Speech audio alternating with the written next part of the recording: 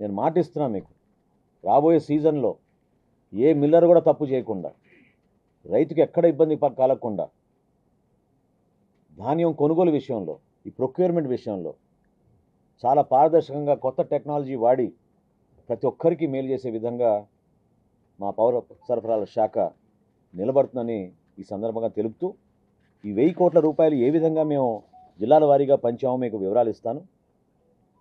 పశ్చిమ గోదావరి జిల్లాకి 565 కోట్ల 95 లక్షలు, తూర్పుగోదావరి జిల్లాకి 121 కోట్ల 96 లక్షలు, కోనసీమ జిల్లాకి 163 లక్షల 59 లక్షలు, కాకినాడ జిల్లాకి 21 కోట్ల 92 లక్షలు, ఏలూరు జిల్లాకి 119.96 లక్షలు, చివరిలో బాపట్ల జిల్లాకి 6 కోట్ల 61 లక్షలు. సుమారు 49,000 మంది రైతులకి ఉపశమనం కలిగేటట్టు, ఇంత కష్టమైన ఆర్థిక పరిస్థితుల్లో కూడా నిజంగా ఒక విధంగా మా శాఖ పనితీరు చూసి ఇంకా ఉత్సాహంగా పనిచేయాలనే ఆలోచనతో అధికార యంత్రాంగం అందరూ కూడా కలిసి వస్తున్నారు. నేను మనస్ఫూర్తిగా వాళ్ళని అభినందిస్తున్నాను. ఎందుకంటే ఊహించలేని పరిస్థితుల్లో 2,000 కోట్ల రూపాయలు బకాయిలు బ్యాంక్ ఆఫ్ బరోడాకి మేము చెల్లించాం. ప్రభుత్వ సహకారంతో, ముఖ్యమంత్రి గారి ఆదేశాలతోటి, చెడ్డ పేరు రాకూడదు మన ప్రభుత్వానికి అనే ఆలోచనతో ఆర్థికంగా ఇబ్బంది పడినా ముందుగా స్టాచ్యుటరీ పేమెంట్ 2,000 కోట్ల రూపాయలు ఆల్రెడీ వెచ్చించాం. ఇది కాకుండా ఈ 1000 కోట్ల రూపాయలు రాష్ట్ర ప్రభుత్వం మాకు సహకారం అందించింది కాబట్టి, పెద్ద మనసుతో ముఖ్యమంత్రి గారు, ఉప ముఖ్యమంత్రి గారు స్పందించారు కాబట్టి ఈ 1000 కోట్ల రూపాయలు ఈ రైతులకి మేము అందించగలుగుతున్నాం. రాబోయే రోజుల్లో ఖచ్చితంగా ఆ బ్యాలెన్స్ 600 కోట్ల రూపాయలు తప్పకుండా కొద్ది రోజుల్లోనే అది కూడా మేము మన రైతులకి అందించే విధంగా మీకు ఒక భరోసా ఇస్తున్నామని ఈ సందర్భంగా తెలుపుకుంటున్నాను. ఖచ్చితంగా మా సివిల్ సప్లైస్ కార్పొరేషన్ని ఫైనాన్షియల్గా స్టేబుల్ చేయబోతున్నాం. రాబోయే మార్చి కల్లా కనీసం 10,000 కోట్ల రూపాయలు ఈ బకాయిలు తగ్గించడానికి ఒక ప్రణాళిక సిద్ధం చేసుకున్నాం. బ్యాంకులకి చెల్లించాల్సింది ఉంది, తప్పకుండా వాళ్ళకి ప్రాధాన్యత ఇచ్చి వాళ్ళు కూడా రాబోయే రోజుల్లో రైతులను ఆదుకోవడానికి ముందొచ్చి క్రెడిట్ ఫెసిలిటీస్ ఎక్స్టెండ్ చేసే విధంగా బ్యాంకర్స్ని, ఫైనాన్షియల్ ఇన్స్టిట్యూషన్స్ అందరిని కూడా సహకరించమని నేను కోరుతున్నాను. ఎందుకంటే చాలా నిజాయితీగా పనిచేస్తాం. కనీసం 10,000 కోట్ల రూపాయలు మార్చి 31వ తారీఖు కల్లా తిరిగి వాపసు చెల్లించడానికి ఒక ప్రణాళిక సిద్ధం చేసుకుని మేము ముందుకెళ్తున్నాం. దాన్ని కూడా ఈ ఇన్స్టిట్యూషన్స్ అందరూ కూడా గుర్తిస్తారని, తద్వారా మన రాష్ట్రానికి మరింత మేలు జరుగుతుందని మనస్ఫూర్తిగా మేము ఆశిస్తున్నాం. ఎవరైతే ఈ దోపిడీకి పాల్పడ్డారో, కొంతమంది ఇంకా పాల్పడుతున్నారో వాళ్ళని మాత్రం వదిలే ప్రసక్తే లేదు. ఒక్క ద్వారంపూడి కుటుంబం చేసిన అవినీతి మామూలు విషయం కాదు. ఆ ప్రాంతంలో ఇది రాష్ట్ర వ్యాప్తంగా వాళ్ళు దాన్ని విస్తరించారు. ఆ నెట్వర్క్ని డిస్మాంటిల్ చేయాలి. అన్ని జిల్లాల్లోనూ వీళ్ళు భయంకరంగా ఈ మాఫియాని పెంచుకుంటూ వచ్చారు. తప్పకుండా రాబోయే రోజుల్లో కఠినంగా మేము వీళ్ళపైన చర్యలు తీసుకుంటాం.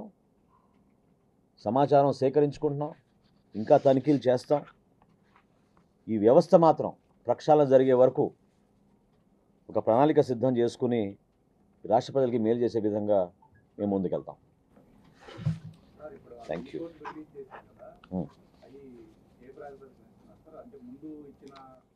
ఫస్ట్ అందరికన్నా ముందు పాపం ఎవరైతే రైతులు ఆ ధాన్యాన్ని అందించారో మేము కొనుగోలు చేసామో వాళ్ళకి ప్రాధాన్యత ఇచ్చుకుంటూ లిస్టు తయారు చేసి దాని ప్రకారంగానే ఇచ్చుకుంటూ వస్తాం. ఇప్పటి వరకు మీరు స్కామ్ కొంత వెలికి తీశారు కదా సార్, ఇందులో మాజీ సివిల్ సప్లై మంత్రి పాత్ర ఎలా ఉంది, అదేవిధంగా ద్వారంపూడి చంద్రశేఖర్ పాత్ర? వ్యక్తిగతంగా పేర్ల గురించి సంబోధించడం ఇది సమయం కాదు. ఖచ్చితంగా సిఐడి ఎంక్వైరీ లేదా స్థానికంగా ఉన్న కలెక్టర్ గారికి ప్రస్తుతం బాధ్యతలు అప్పచెప్పాం. వాళ్ళు మాకు అందించిన వివరాలని బట్టి తప్పకుండా మేము ఫర్దర్ స్టెప్స్ మేము తీసుకుంటాం. అందరూ ఎవరైతే ఈ వ్యవస్థలో భాగస్వాములు అయిపోయారో, ఎవరైతే అడ్డగోలుగా దోచేశారో, అక్రమంగా పేదవాడి పొట్టగొట్టి వీళ్ళు సంపాదించారో ఎవరిని వదిలే ప్రసక్తే లేదు. కఠినంగా వ్యవహరిస్తాం. అది మా బాధ్యత, మా విధి. డెఫినెట్గా చేస్తాం. చాలామందికి ఆల్రెడీ తెలుసు ఆ పేర్లు. అధికారికంగా మేము చెప్తాం కొన్ని రోజుల తర్వాత. అధికారికంగా మేము కొన్ని రోజుల తర్వాత చెప్తాం. లేదండి, ఇంకా ముందు మేము మా ప్రక్రియ మేము పూర్తి చేసిన తర్వాత చేస్తాం. ఒక్కొక్క ప్రశ్న తీసుకుందాం. సారీ, ఒక్క నిమిషం చెప్పండి. అవునండి, మేము ఆల్రెడీ టెండర్లు పిలిచామండి. ఎందుకంటే దుర్మార్గంగా వాళ్ళు వ్యవహరించారు. చాలా నెలల నుంచి పాపం ప్రజలు ఎదురు చూస్తున్న కందిపప్పు కానీ పంచదార కానీ వాళ్ళు సరఫరా చేయలేకపోయారు. ఆ చర్యలు చేపట్టాం. బహుశా ఇంకో నెల రోజుల్లో అది ఒక స్టేబుల్గా అయ్యేటట్టు మేము చేస్తాం. సారీ, ఒక్క నిమిషం.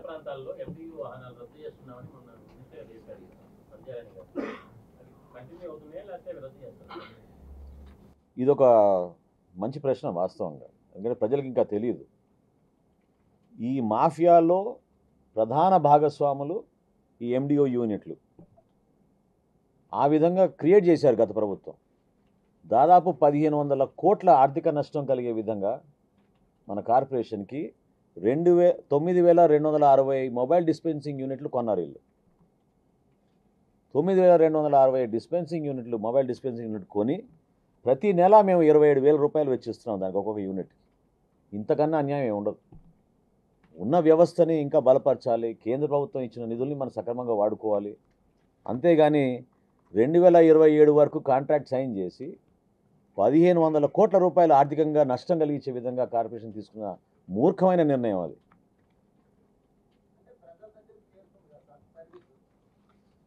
తీసుకుందాం మనం అందరూ ఎవరైతే దీంట్లో స్టేక్ హోల్డర్స్ ఉన్నారో అందరితో సంప్రదించి మేము నిర్ణయం తీసుకుంటాం. అందులో ఏం ఇబ్బంది లేదు.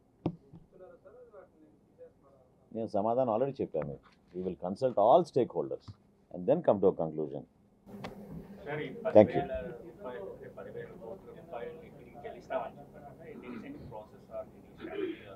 There are statutory payments that we have to make.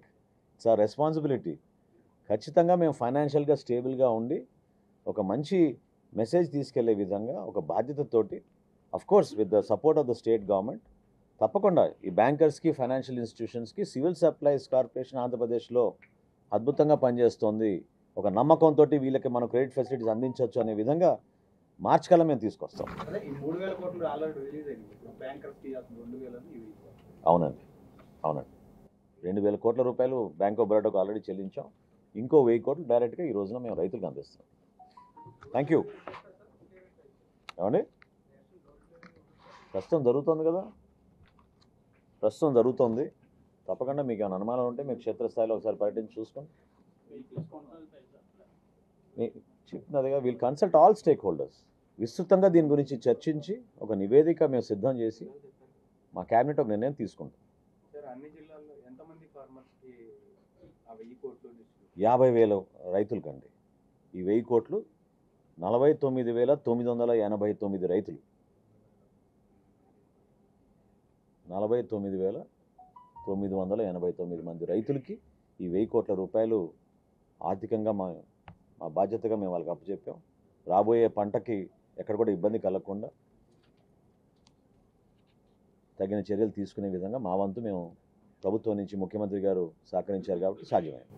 Irrigation side నుంచి కూడా కొంత వాటర్ ఫెసిలిటీ విషయంలో కూడా కొంత ఇబ్బంది ఉన్న పరిస్థితుల్లో వాళ్ళతో ఎట్లాంటి, అంటే మా శాఖ నుంచి మేము అన్నిట్లో అట్లా ఇన్వాల్వ్ కాలేమండి.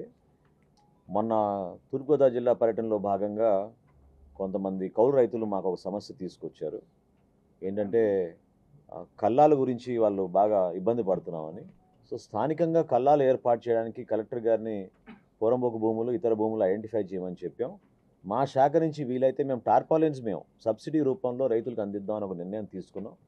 అది ఎందుకంటే గతంలో మార్కెటింగ్ శాఖ చేసేది అది, కానీ మేము మా శాఖ నుంచి రైతులు పాపం ఎంతో సహకరిస్తున్నారు కాబట్టి మాకు సో టార్పాలిన్స్ అందించే విధంగా ఒక కార్యక్రమం చేద్దామని అనుకున్నాం.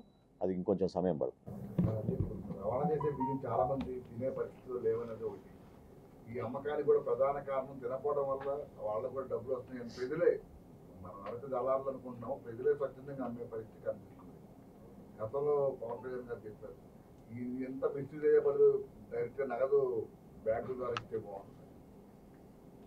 అనేక ఆలోచనలు ప్రభుత్వంలో ఉన్నాయండి, అందులో ఏమాత్రం కూడా డౌట్ లేదు. పవన్ కళ్యాణ్ గారు గతంలో క్షేత్రస్థాయిలో పర్యటించినప్పుడు అదేవిధంగా ఉమ్మడి ప్రణాళిక మేము రూపొందించేటప్పుడు చంద్రబాబు నాయుడు గారి సూచనలతోటి కూడా కొన్ని అంశాలు మేము పొందుపరిచాం. ఆ ప్రణాళిక మేము అమలు చేస్తున్న భాగంగా ఖచ్చితంగా రాబోయే కొన్ని నెలల్లో ఆ మార్పులు మేము ఈ పీడిఎస్ డిస్ట్రిబ్యూషన్లో కానివ్వండి, లేదా ఇంకా ఇతర వెల్ఫేర్ ప్రోగ్రామ్స్లో కానివ్వండి, తప్పకుండా ప్రజలకు ఉపయోగపడే విధంగా సంక్షేమంలో ఎక్కడ పొరపాటు జరగకుండా మేము చూసుకుంటాం. Yes, that is definitely an issue. That is also something will go deeper.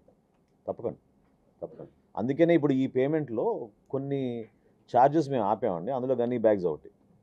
So కానీ రైతుకి ఎక్కడ ఇబ్బంది పడకూడదు. ఇప్పుడు ఏమన్నా వ్యవస్థలో ఉన్న సిస్టమ్ని మిస్యూజ్ చేస్తున్నారు, కానీ రైతుకి ఇబ్బంది కలగడం చూసుకోవాల్సిన బాధ్యత మన పైన ఉంటుంది. తప్పకుండా ఆ గనీ బ్యాగ్స్ గురించి ఇంకొంచెం లోతుగా మేము అధ్యయనం చేస్తాం. Thank you.